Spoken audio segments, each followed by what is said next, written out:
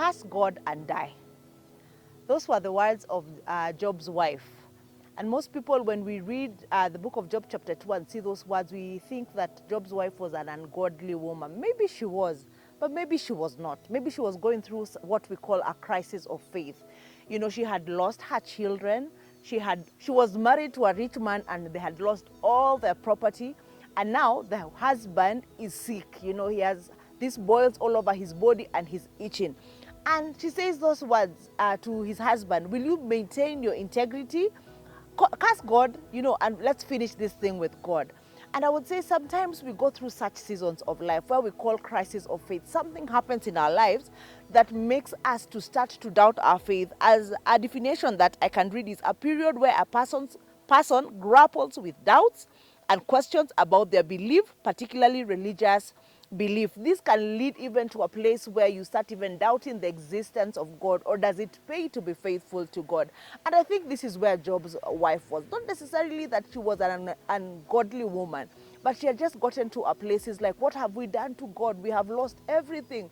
We have lost our children, and it's just not 1, 2 children, 10 children. That can really take you to a dark place.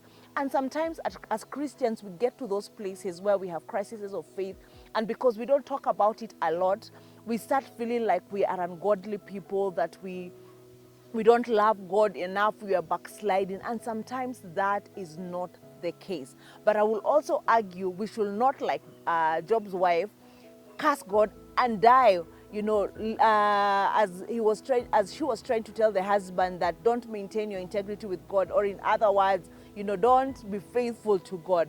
That is what I would say then we should not do at a place of crisis of faith. Crisis of faith, things happen. We doubt if there is God. We doubt if God is faithful. We doubt if God is seen, and all those things, those things happen. And like Job, we see him later in the book of Job lamenting, you know, telling God, you know, I cursed the day I was born. This is very painful. Talking about his pain to God.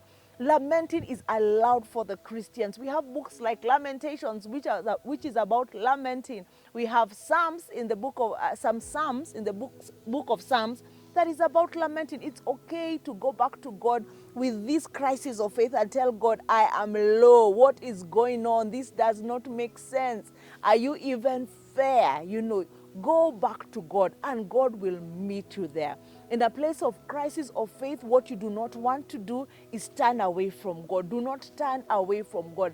Like Job, stay with God, and when the time is right, God will make all things right. As we see in the book of Job, his children are not restored, granted, you know, did not come back to life, but we see God comes through for Job and gives him another lease, turns another leaf in his life, and it is a good life, you know. So I would say, if you're in a place of crisis, you know, of faith, lament to God. He is your Father, and like Job, he will meet you there. He will talk to you. He will have that conversation with you. Just give yourself an opportunity to vent out, and give God an opportunity to minister to you.